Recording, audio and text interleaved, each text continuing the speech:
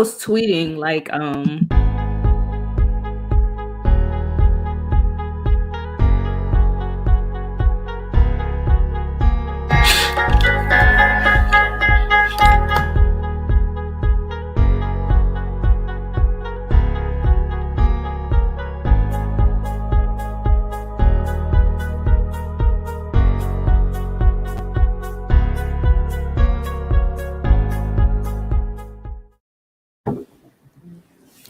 Of course, D isn't in the shot as we open, of course. But thanks for joining us, everybody. I'm Ron.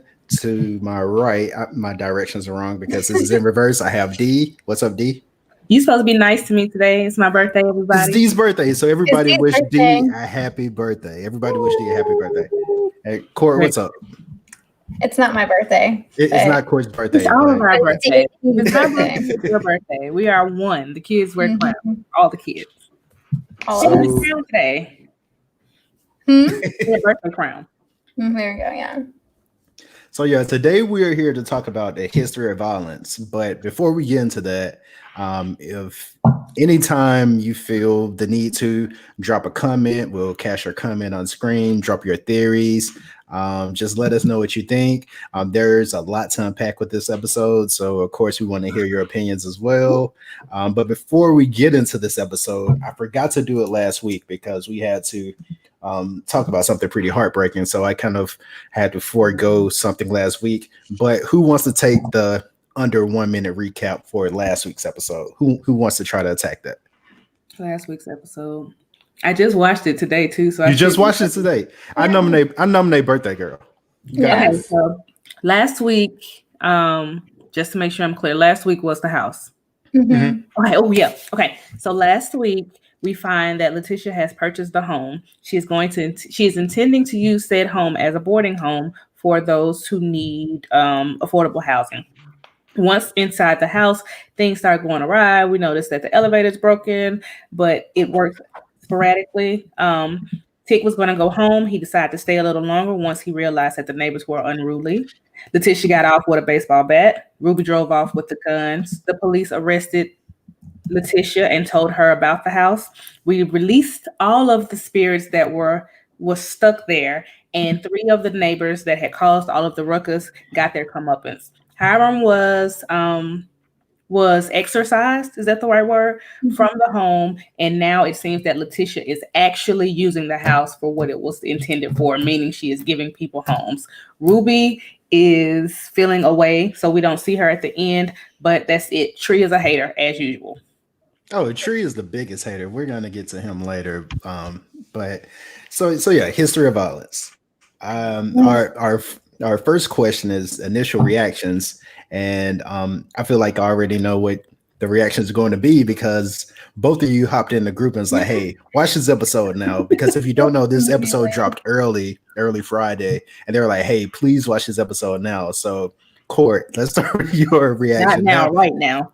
That was Right. the first one in the group chat to watch it. I've watched it twice now, and at first, they got me. Like I felt like I had some breathing room, and then they were like, "Psych, no," and then I had to be stressed out for 15 minutes straight.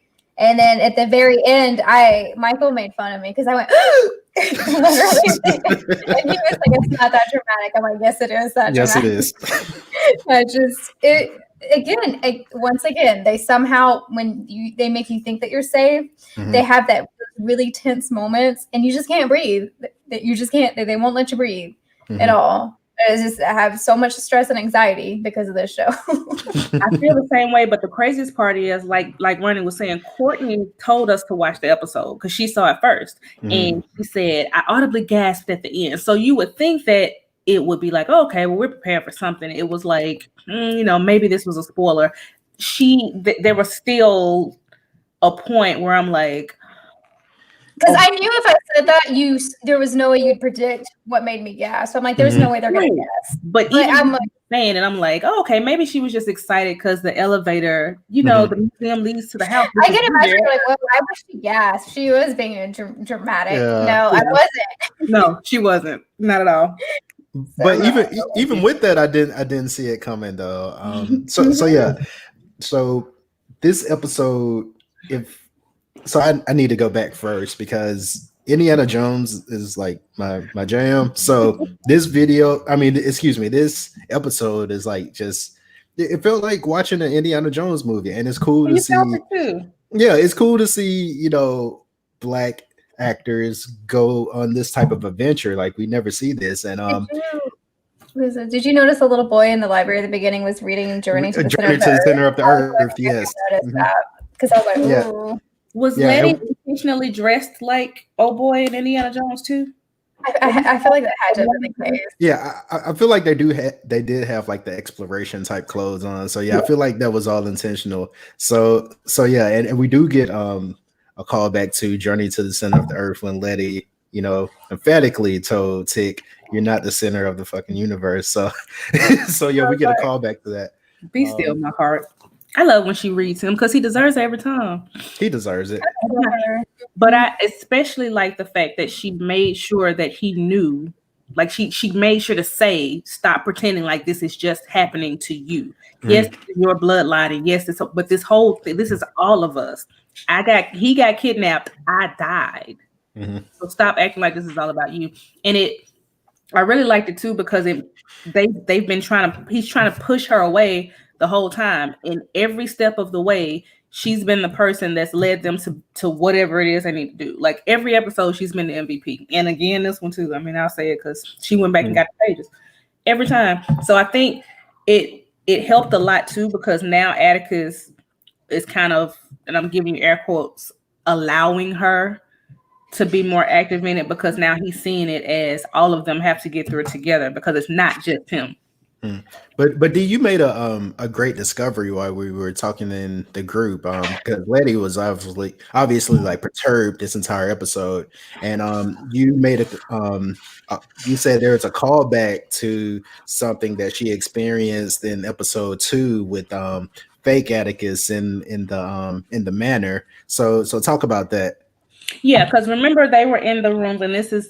I call it a mindfuck because I don't know how else to describe it. I say that because I know when I say that immediately Court and Ron will know what I'm talking about. Mm-hmm. But when I say it is when we're talking about when they were they're in their separate rooms, they being George, Letty, and Atticus, and when they had Atticus or fake Atticus in the room with Letty, and the snake came out of his trousers. And when Atticus killed Jaya, we'll get to that too. And then George saw what's Atticus's mom's name? But his mother. So when that happened, they were shaking, and it was at the point where Letty had just remembered what happened the night before. And when fake Atticus came in, Letty was telling him about how her mom would come with different men all the time, and her mom, until the one time she didn't come back. She's like, I was little, I couldn't take care of myself, and he told her, I will never desert you. But then once his plan, real Atticus's plan, was to kill Christina and just pretty much go on the run. In his mind, protecting his family, but doing the thing that it seems like the thing that would hurt Letitia the most, which is deserting her. Because we were saying that the room seemed to signify the thing that would hurt them the most, or the thing that's in their mind that haunts them the most. Right. So it was just weird because I was thinking the same thing. Like, you're just gonna leave? You're not gonna tell anybody? You're just gonna leave? But then I'm thinking, you can't. Again, you killed a white woman, so you probably need to just go ahead and go. Because if she doesn't know where you are, that's probably best for her anyway. Probably for the best, yeah. Probably, but yeah. Mm-hmm. So for our next question, I feel like this is gonna be a tough one. What's your favorite part of this episode? Let's start with you first, Courtney. Oh gosh, that is a really hard question. The whole episode was hard. I think my favorite part had to have been the moment where they were like on that plank that was disappearing. Mm-hmm. That I think that was so well done. That was so like Indiana Jones to me. Mm-hmm. I just love it. And Letitia was like, "What the fuck are you doing?" Like, I love how they can insert moments of humor just to break the tension a little bit. But I loved that whole bit. That was so good. That was really well done. Do y'all think that Montrose is possessed, or is he just? I think he's not a good person. And I'm only asking, is he possessed? Because remember when he burned that book, He said, "Smells like toast," but there was another voice. No. He actually said smell like Tulsa. That's what I thought. I was actually going to ask you. I was like, I even Ah, rewind it 3 times. I'm like, did he say Tulsa? And He I said was smell like, like Tulsa. and that's when I saw the history of violence. I was like, is there going to be an allusion to Tulsa? And then as soon as he said that, but then they didn't. That's what I was wondering if I was hearing things, but that's even worse. Yeah, that's even worse. Yeah. That's what. just- Okay. I'm so so glad I thankful. asked y'all about that because I heard toast. Oh, my hungry. I just don't think that he's a good person. That's all. I don't know if maybe his intent's in the good place, because what my line of thought was, it's like maybe he doesn't want Atticus getting the spell book for some reason. 1, because Christina wants it, or 2, he doesn't want Atticus falling into the whole thing with the order. So I think that he said that they said you can't win this game. She's forcing you to play. So he doesn't feel like this is going to protect anything. He feels like it's all a part of a plan, or that even having the book itself is a ruse, because they literally need Atticus to do something, just like they did back at the mansion. And only George. That's what it's going to be again. Only George and Montrose read that book. Right. So I'm thinking like something had to have been in that disturbed him so much, or something that George told him disturbed him so much that George told him if it's kind of slides in, but he said give this to Tick so that he can protect the family. Like when he's having a little illusions or whatever, before he burns the book, he says you can hear George saying give this to Tick so he can save the family or protect the family or something like that. But he burned it anyway, and that's why I was so confused. I'm like, is he possessed? Does he know more than he's putting on? So here's my take. The only reason why Montrose would be actively trying to stop Atticus from going down this path and figuring out his spell and deciphering these pages is because he knows he clearly knows something about Atticus' mother and the manner in which she died.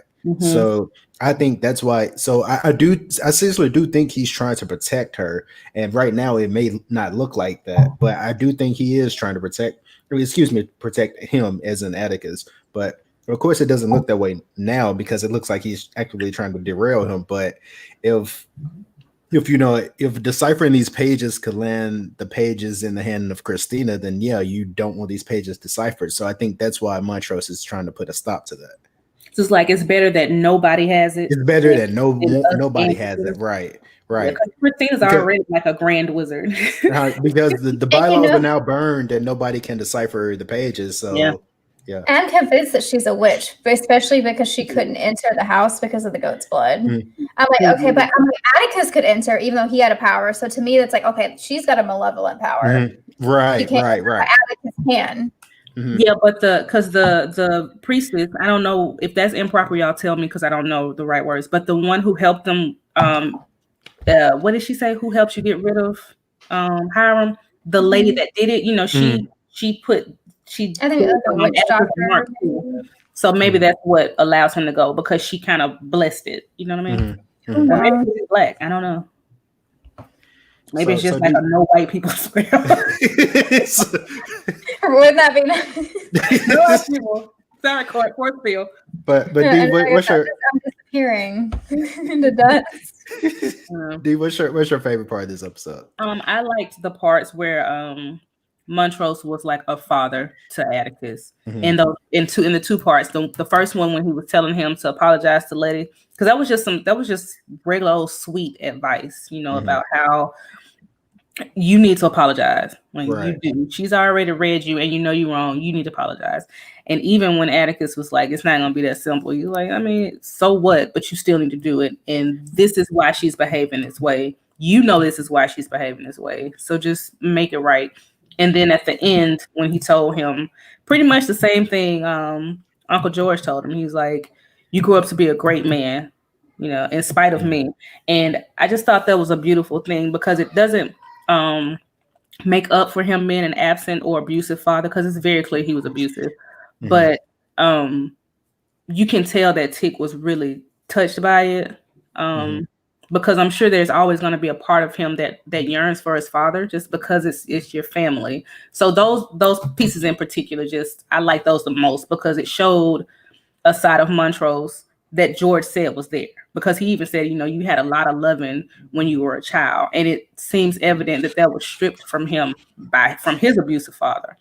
And it looks as at this point he's trying to break the cycle, and it's never too late to do it. So I just thought it was beautiful, and I hope it continues. Although Montrose did something really crazy right after, still, but like you said, it's still probably him trying in his mind protecting him. So I guess, but yeah, those are my favorite parts. What's yours? Yeah, I was going to say the same because I was like, okay, cool. Montrose is finally starting to say that he's proud of his son. Mhm. Maybe they're starting to mend this relationship, but then he goes into the room and does that. So, but yeah, that's still my favorite part of the episode because for some reason I didn't read that to as Montrose being insincere. Like I think that's very sincere of him when he's saying that. Like I really think he feels that way. So yeah, that's my favorite part of the episode. It's kind of like, and if you think about it, it must be like it must be an honor, or in a way, to know that even if he's not his father, like we don't know who his dad is, but that's who that's who he is. So even though you've been through these things, there were things that were set up to break you. You were this nerdy kid with Coke bottle glasses, and you were bullied and all this thing, but you still grew up to be a great man. There has to be pride in that.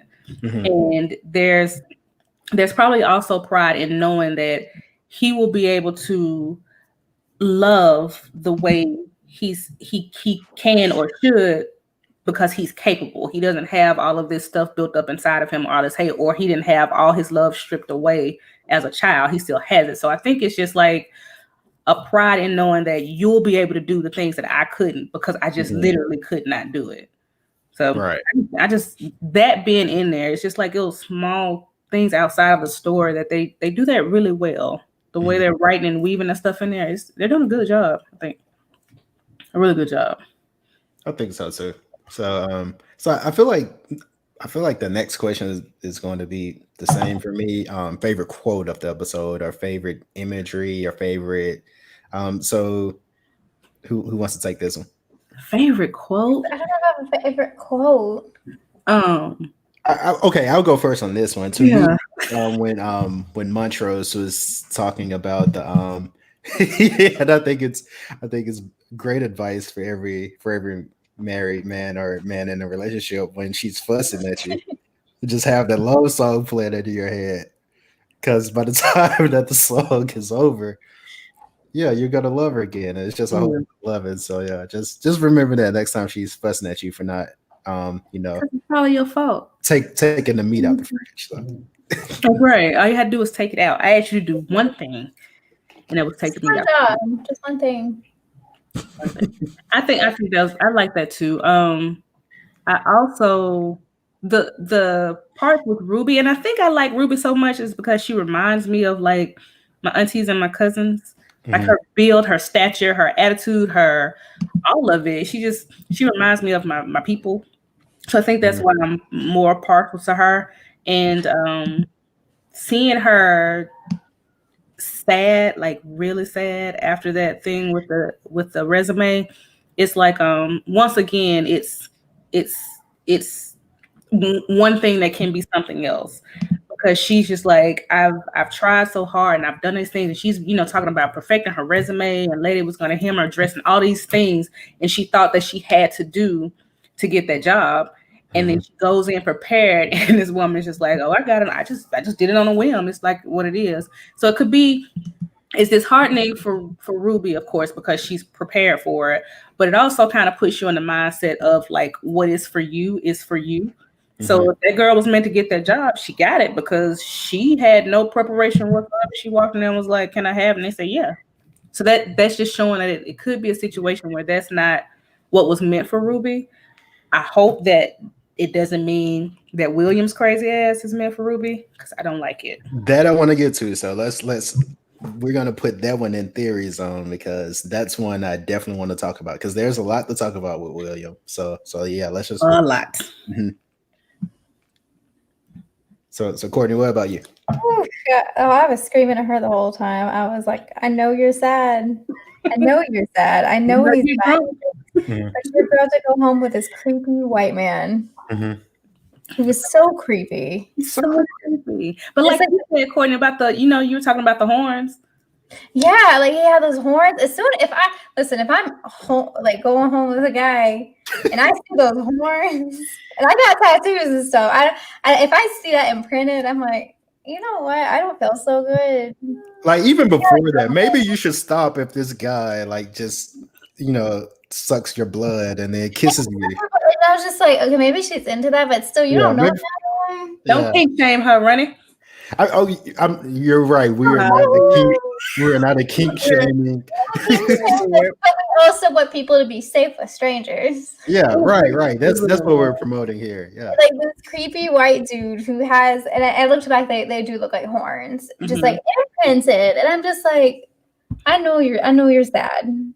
I know you are, and I know you're going through it, and I know he bought you drinks, and he's giving her. But he was really giving her them F me eyes, like really looking at her like he was trying to. It was just like, and I feel like there's gonna be something with the fact that he sucked her blood like that too. I'm just like, there has to be a purpose. Like there's a motive here. There's a motive here. I'm not exactly sure what it is, but what's y'all's thought on William and Christina being the same person? I still think it is. I still think so. Yeah, let's get into that. Okay, yeah, let's get into that now. Go ahead, Courtney. Continue. I still think so. Mainly, am I allowed to? Because like at least we know like one thing about the book. Like one thing I've heard is apparently Christina don't exist in the book. Like that. Apparently it is a son. So that's what I'm thinking. This is how like I enter her mindset. I think that maybe her spell is that she can kind of gender swap because they look so much alike. In my mind, I'm like, for her to be able to get I am shocked too. Yeah, for her to be able to get into the same, like to get those things, I'm like, maybe she switches to be William because we have not seen them in the same space. So peep this. There is the part where Christina parks her car. She gets out and she walks through like the grove and she comes out on the other side as William. Well, excuse me, William comes out at the other side. See, that's what I'm thinking. So immediately, so first Christina goes to the house. She tries to go in. She just simply tries to walk into the house, but the house is now protected. So she's like, okay, I can't go in, but William can go in. I'm thinking maybe she's like a vampire and you have to be invited in. Yeah. But I didn't think about that. Ruby doesn't swing that way. Ruby doesn't swing that way either. But William. Was that the boarding house? Was that? That's what I was thinking. I'm like, I'm not sure. Whose house was that? That was the house. That was the house. Okay, see, I didn't even think about it. Like maybe if you're invited in. Yeah, that's what I'm thinking because she didn't ask to come in at all. I mean, she just tried to walk through the house. Yeah, it made sense. She wasn't calling her in it anyway. And the monsters turn people into them like vampires. So you might have a point there. That's what I'm saying. I think that especially because how much she talks about the misogyny and that the order, like what is stopping her from trying to get around that? Being a man lets her into the room where it happens, even though she can't make any decisions. So it would make sense. But why would this be William? Well, I mean, he still wouldn't have he still doesn't have. Also, opportunities you could have as a white woman. Like remember, I think I said this last week, in that people for some reason don't suspect white women of racism and just being malevolent as much. I think that you can be seen as more gentle and more trustworthy as a white woman. True. Like or playing with the kids and such. I think there's advantages to both from her perspective. If she can be both, that's the ultimate cheat code, because she can be either one in any situation. I just don't. I'm at the point where I do still think they're two separate people. If they are one person, I wouldn't be mad. I'd be like, okay, the signs were there. I think they're two different people, though. I mean, I wouldn't be shocked. Think that. I wouldn't be shocked either way, but the thing that confuses me is, okay, because Tammy asked this too. She was like, well, she has the bloodline. She can turn into William. Let's say she can turn into William. What's stopping her from just doing all the things that Atticus is doing right now? And my hypothesis is that when she turns into William, she can only hold that form for so long. So once the pages are deciphered, she could turn into William. So now she has a bloodline and she's a man. So now she can carry out with the spell and everything else now that she has the pages deciphered, because she can only hold that form for long enough to do so. That's the only thing I could come up with to explain why, she would do that. Or not only, I'm sorry, go ahead, Courtney. I think also in a way, of course, because her father was alive, like your dad still knows you're a woman. Like Right. these men, they don't care. Like, well, you're still, like I don't care. You're inferior. You can try, but well, and like if you remember, she even made that comment towards Atticus. She's like, "You're black, but you're still a man, so you still have this opportunity over me." So I don't even know. Maybe her dad didn't even know. But see, I don't think her dad knows about William. No, William escorted Atticus and Uncle George to the dinner. That's so true. He exists. Like he's a person that exists. But I don't know. But I think with what you were saying, not necessarily not necessarily that she can't hold it for she can only hold it for for a certain amount of time. It's that she can only do one spell at a time. That's true. Okay. Remember, she was saying her Samuel had to take off the invulnerability spell in order to do the thing. So she can only do, and she was saying that the great wizards only have one spell in their lifetime or something. So it may just be, if she's going to be William, she can't be invulnerable too. So she has to make a decision. And maybe she's trying to learn how to do more than one. Yeah. Maybe that's why she wants that spell book, because Titus was only able to decipher it to a certain point. Right. And maybe they stopped and was like, okay, it'd be too powerful if you can do all this at once. Which is why he stole the pages, which makes sense. Because you don't want to make one, because then that person isn't Adam anymore, then they're literally God. And then I also was thinking about too, because they made multiple points about how, and it was actually in the pages as they were as Montrose was flipping through, about how Eve was inferior to Adam. So I think there's a reason they keep making that point. And Christina's like, yeah, whatever. We know that's not the truth, but okay. Right. Like, with the imagery with like the snake, that's a literal snake, not the good kind of snake. Right. So, not the kind of snake you want to see. Odd, because I want to root for her when she's all, like women's rights. But then I'm like, but you. Well, it's like the white feminists at the time, like Susan B. Anthony. I was just about to say, it's just like Susan B. Anthony. But she was like, wouldn't you rather have white women vote too instead of these black people? Yep. Who would you rather have? That's exactly what she was like. Yeah, it's like, I don't know. Because Stop it. Because Susan B. Anthony's activism was very, very much rooted in racism, because she was like, hey, you could extend the voting block by having more white people vote, but just not them. Yeah, that kind of continues to some of today's white feminists. Exactly. So that's what I'm saying. Is like, you still can't trust white women, because we're gonna be white before we're women. So remember how we were talking about last week when we were saying with like Malcolm X and Fred Hampton, how they had to get a black person to infiltrate into the world because they knew they couldn't do it. JJ is the person in this situation. JJ is the realtor that told Letty about the house.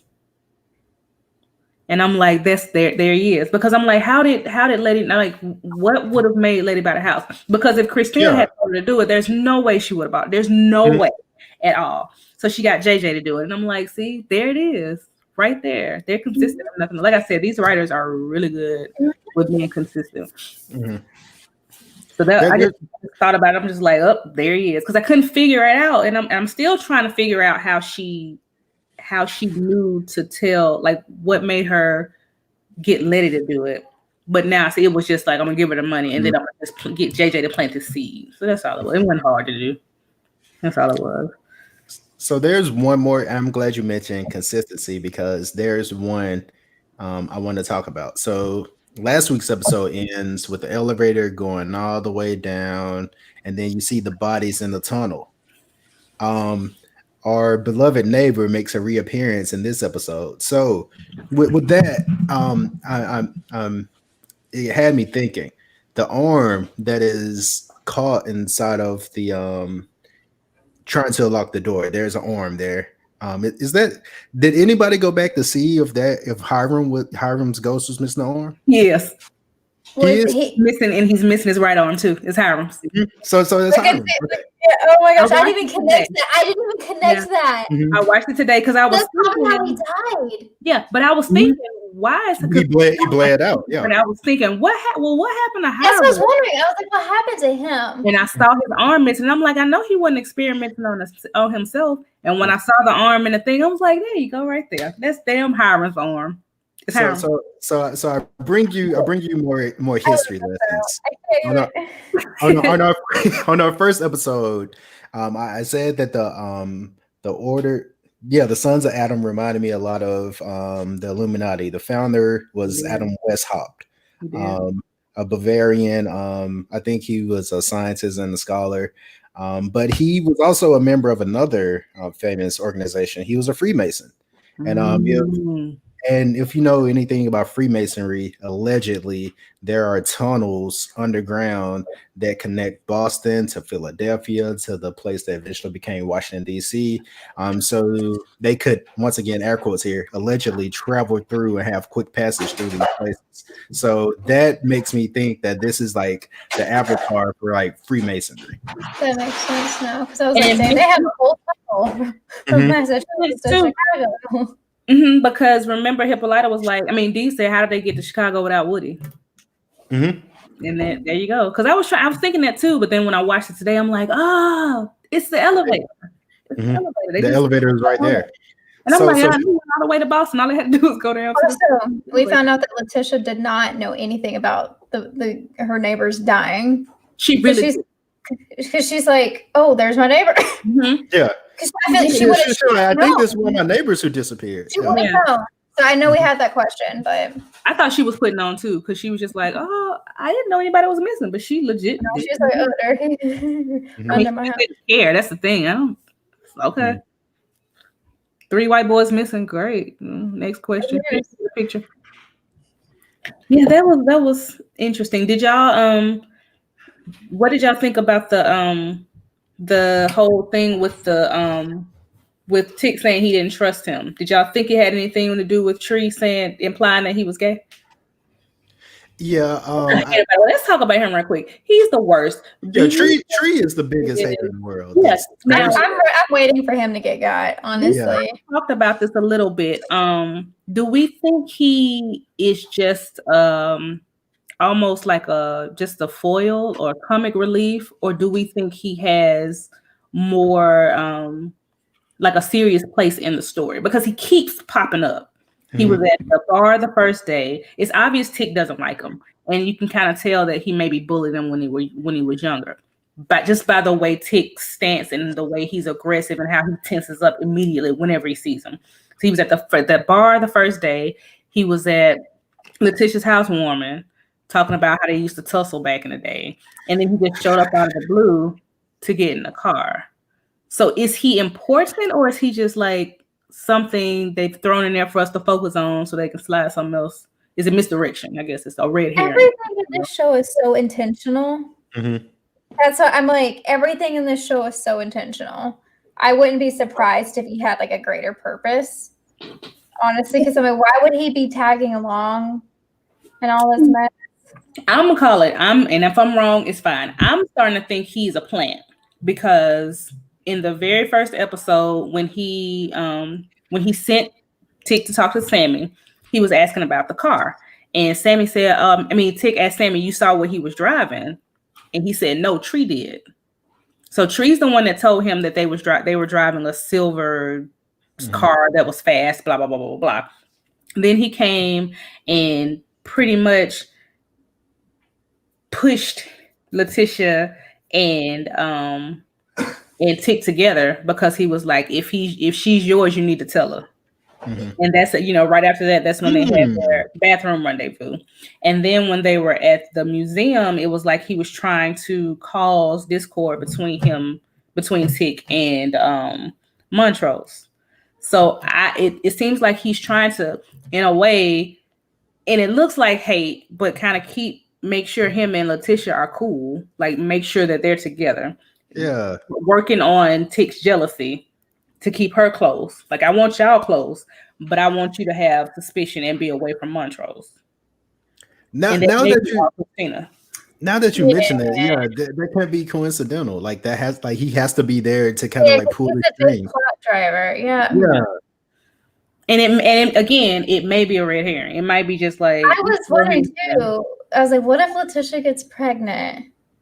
Because like that means that would be another descendant of the sons of Adam, and I'm like, they could get rid of Atticus, and then they could have a whole baby. They could raise and do whatever they want. They could either like sacrifice a baby, or thought about that. Raise the baby like them. Because I was like, they should protect sex. Yeah. And I was like, what if she gets pregnant and they want that?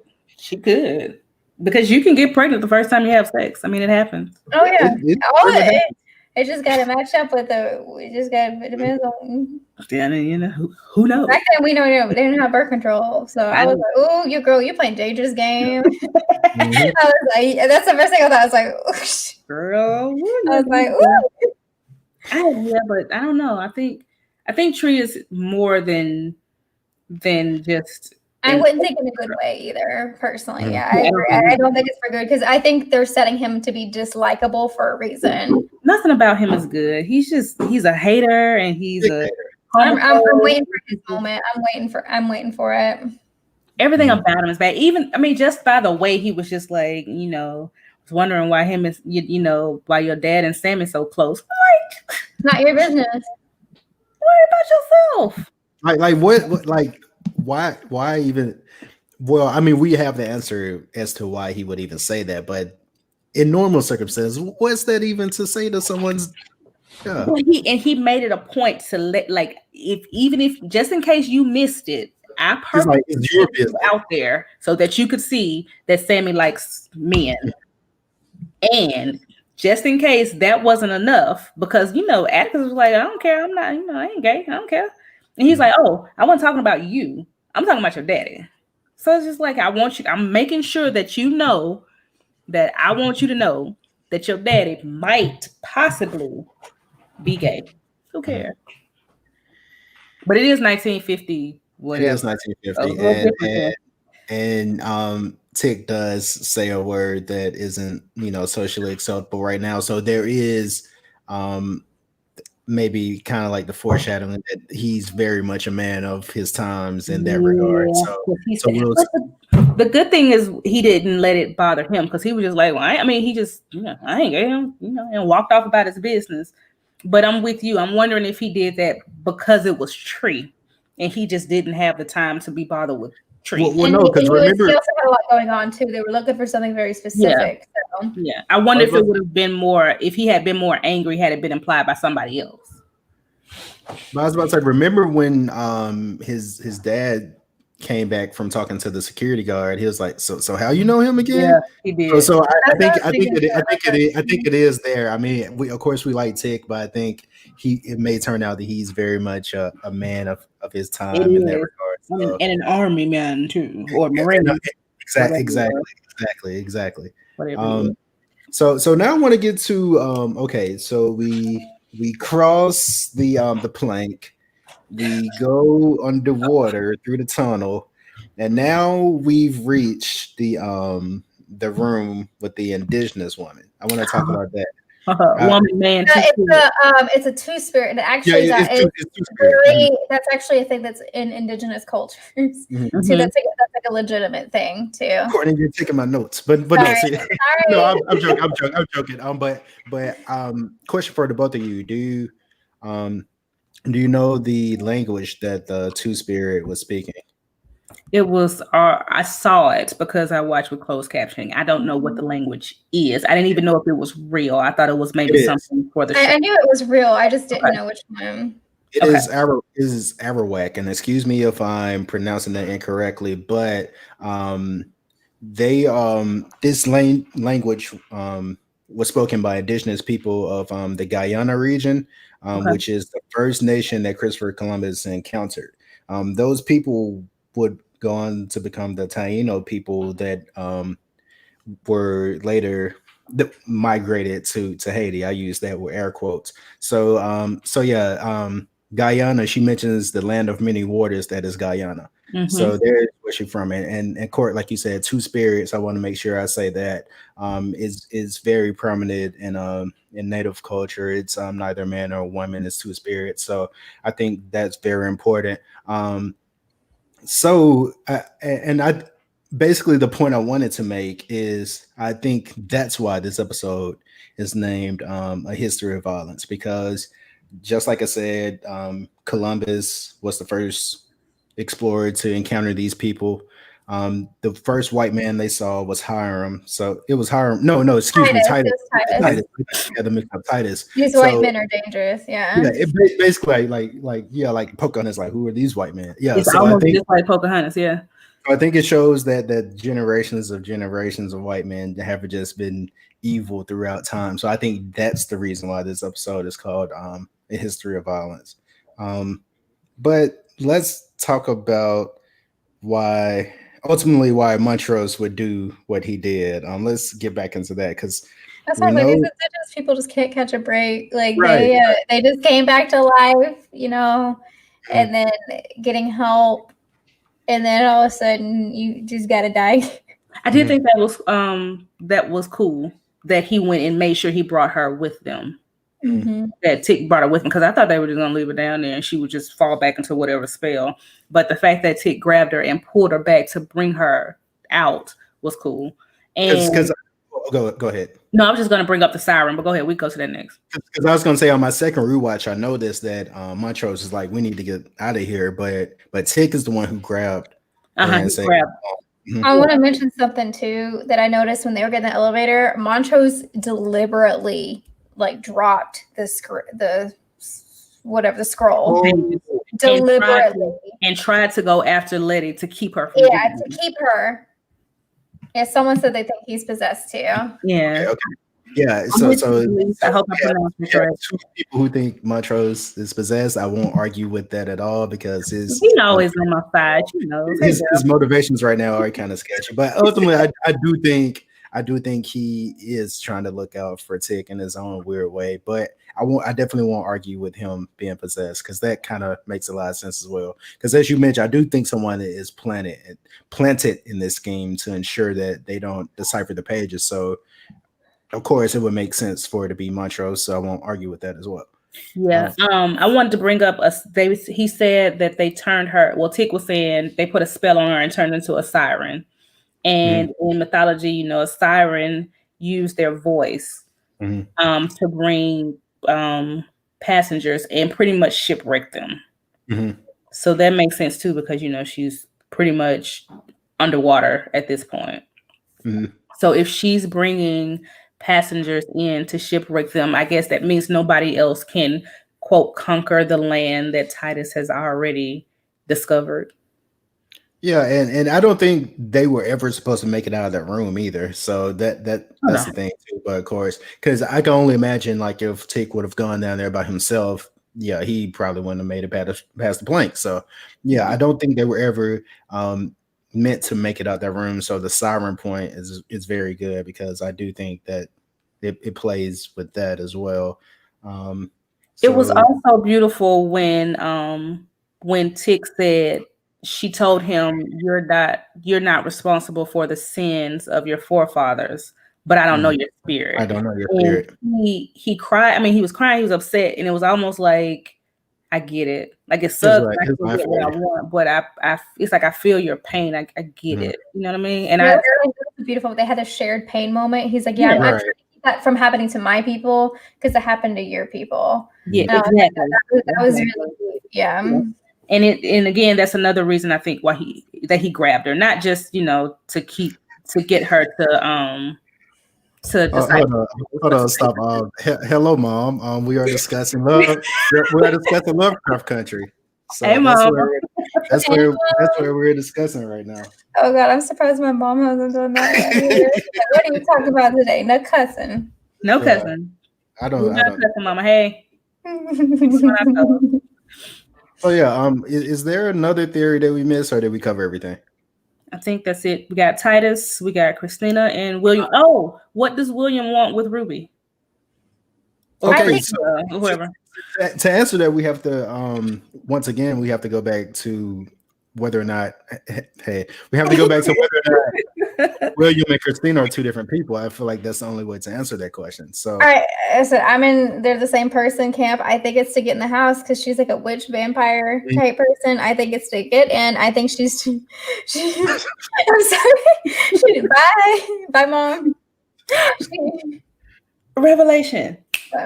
Maybe she being her and William are using Ruby to get in the house to get the orrery, which is no longer in the house because Hippolyta has it. Mm-hmm. So maybe that's what it was. Maybe that was the whole point of getting to Ruby. Yeah, I love you too, Mom.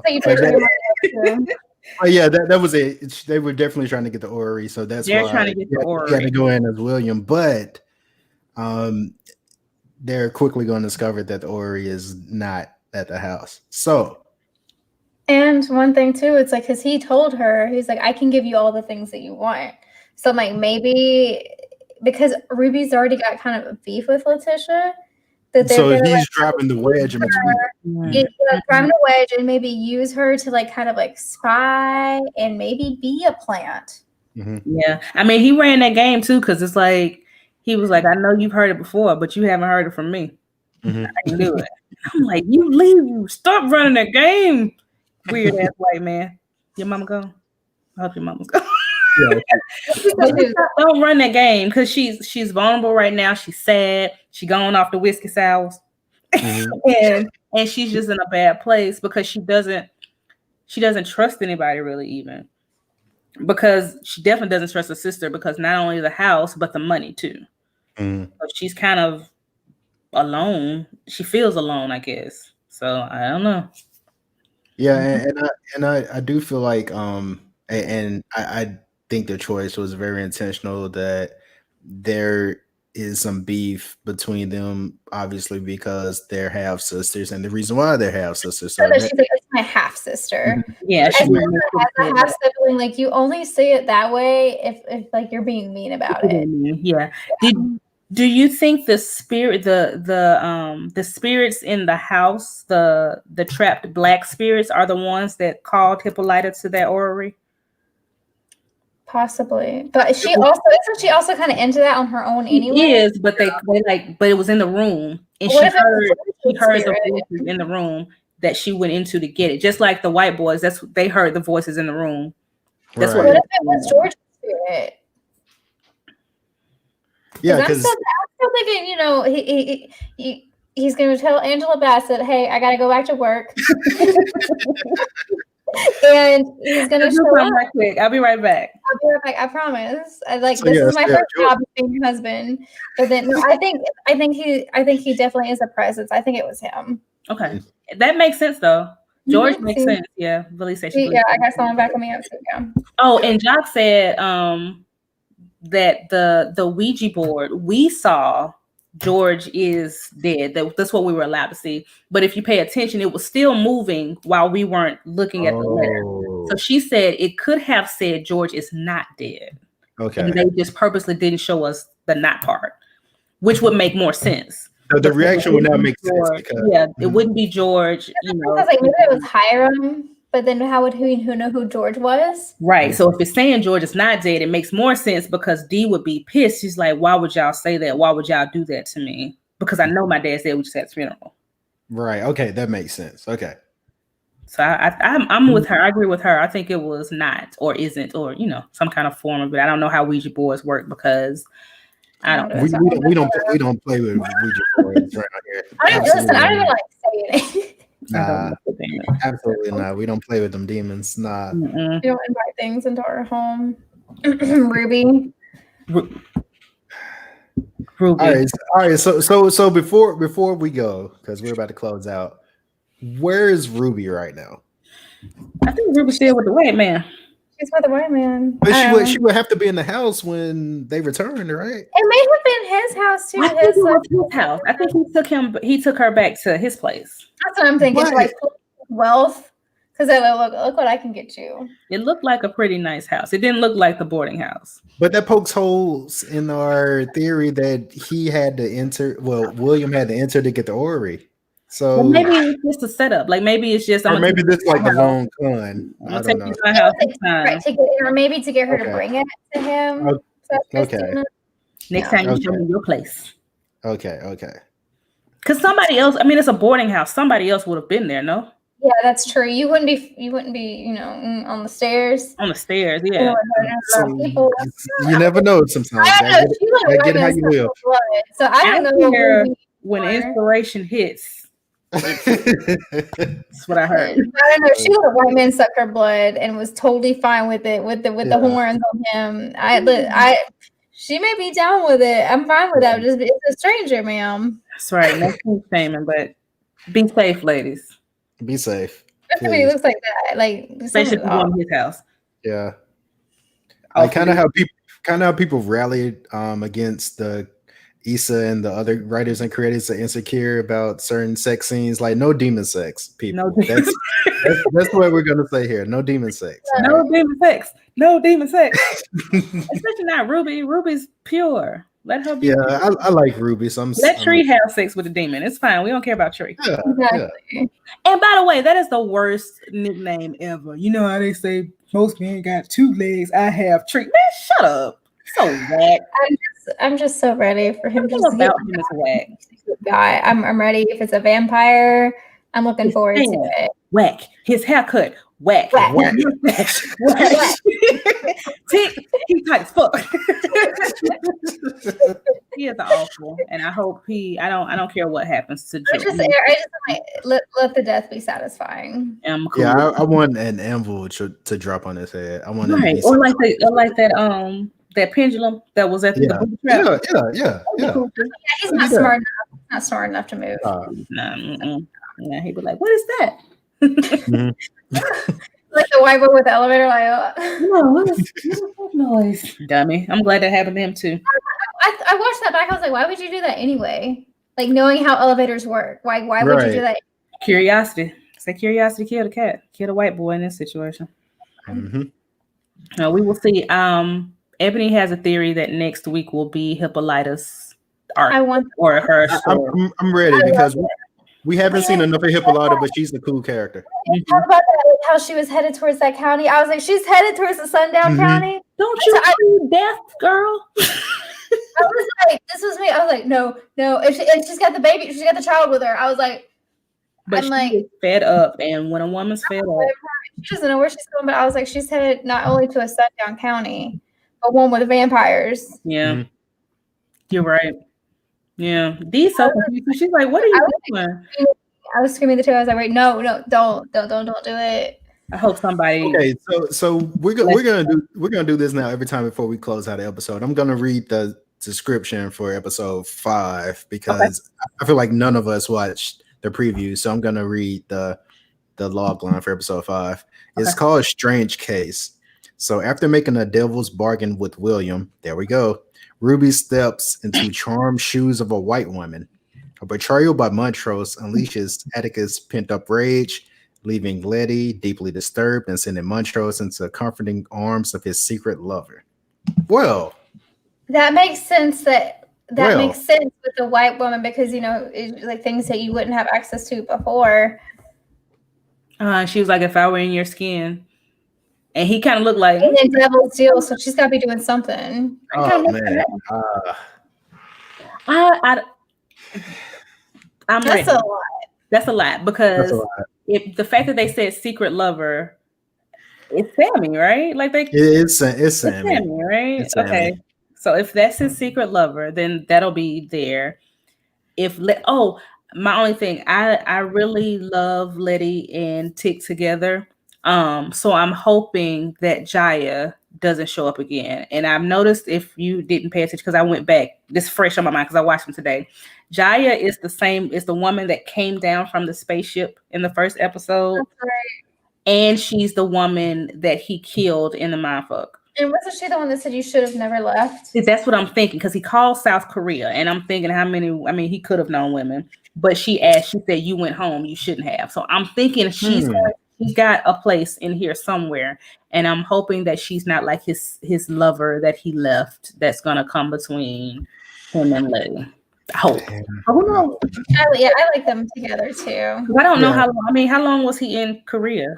I would have been at least a year because the war. Yeah, at least, right? The very least. Well, and we know a lot of men that had whole second families. Oh yeah. I think it was 5 years, because he said he didn't write me. I think he was like, he didn't write me. 5 years he didn't write me. Or no, Montrose said we haven't talked in 5 years or 3 years, something like that. It was at least 3 years. How long had it been Atticus had been home though from the war? Well, he came from Kentucky. I don't know. Yeah, I don't know how long he was in. How long did he stay in Korea? How long we don't know that. We don't know. He may not have gone home immediately. We just know he came. Well, he came from Florida, so I'm just assuming he just passed through Kentucky because he was going north. But he came. They say he's in Florida, so he was in Korea for some time, then in Florida, and then he came home. So we don't know how long he was in Korea, but he seems like he was away from Chicago at least from 3 to 5 years, at the least. Yeah. So, yeah. We shall see. Oh, y'all pray for Ruby. Yeah, we'll pray for Ruby. No demon sex, and so for everyone who watched tonight, thanks for joining us. Demon sex, though, right? That's the thing. No. At least I hope it's good. It looked like it. It looked like it. She was having a good time. You was having a good time. If you don't have demon sex, at least let it be good demons. At least let it be good. Be good drunken demons. Yeah, don't pick the one whack demon out there. I had demon sex, and it was just terrible. It was terrible. Imagine that. You had sex with a demon, and it was just mid. I know. It was a demon. It was demon time, and it was mid. What was I don't know. Pray for Ruby. Pray for She's got to come home with, you know what? Maybe this is where these comics come in, because then she say that the new comic book had a woman that had to go to different places to save people, and they were pretty much driving Woody. Mm-hmm. And they start to have a Green Book legacy too, and she's supposed to continue that. So maybe that's I'd love to see that, because I like her a lot. Yeah, so I just Ruby. Use your brain. Oh, Ruby. You gotta think with your head, Ruby. Yeah, not. I don't know. She's gonna become a white woman now that we know. That is gonna be so weird. But maybe feel good. Maybe she'll become a white woman and realize that she doesn't want to be a white woman. Not really. I don't know, because the whole thing was about I don't have any good opportunity. That store only had hired the one black person they were gonna hire forever. Though they just gonna turn her into a white woman. Now you're a white woman. Maybe it's an AOL disc, try being a white woman for 7 days. I don't know. Maybe it's a temporary thing. Who knows? White like me. I'm sorry. I'm blaming this. I'm sorry. Yeah. I'm sorry. So I think that's a good closing point. So if you watched today, thanks for joining us. We're a few housekeeping things. Join us at the KWC. Actually, I'm going to cast this to the screen right now. Join us at the KWC blog every week. We live tweet the show. You could watch our recap on either of those 3 channels: Facebook, the KWC blog, or Periscope on our Twitter timeline. And as always, as you watch this, or if you're listening to this on the following day, just let us know your theories. Let us know what you're thinking, how you feel about the show so far, and whatnot. Any closing remarks, anybody? We are a useful blog with useless opinions. We really care about the content we create and send out to you. So if you have any comments or concerns, feel free to contact any of us. We are one body. Sponsor us. I will put your logo on my wine glass. And as you can see, I drink it a lot. Yeah. I do. Also, remember, Like- we need like cups. every episode. So I got a plug on cups. Let us know. Yeah, we need those cups. Yeah, because I can't stomach seeing that Auburn cup again. So we need cups. It's not even Auburn. It's like some. I see Auburn on it. meter Oh, okay, never I mind. agree. Look, it has so much real estate right here. Look at that free advertising for Luthen. But cups, or if y'all know somebody that is willing to sponsor us and buy us some cups, we would be very, very appreciative. I will put it like right here where I am. We put it Right wherever. here. I'll put it wherever. I wear a headband. I wear it instead of this cat headband. I don't care. You remember on Talladega Nights when Ricky Bobby had that Wonder Bread logo across his windshield? Yes. I put the logo right here across. I'll get contacts. Whatever you Anything. Whatever. Anything. No, seriously, we won't, but we will. We will. We will. We will. So yeah. Thanks for watching. We appreciate y'all. Thanks for watching. For Ron, for D, for Cord. I did that backwards. Peace. Bye.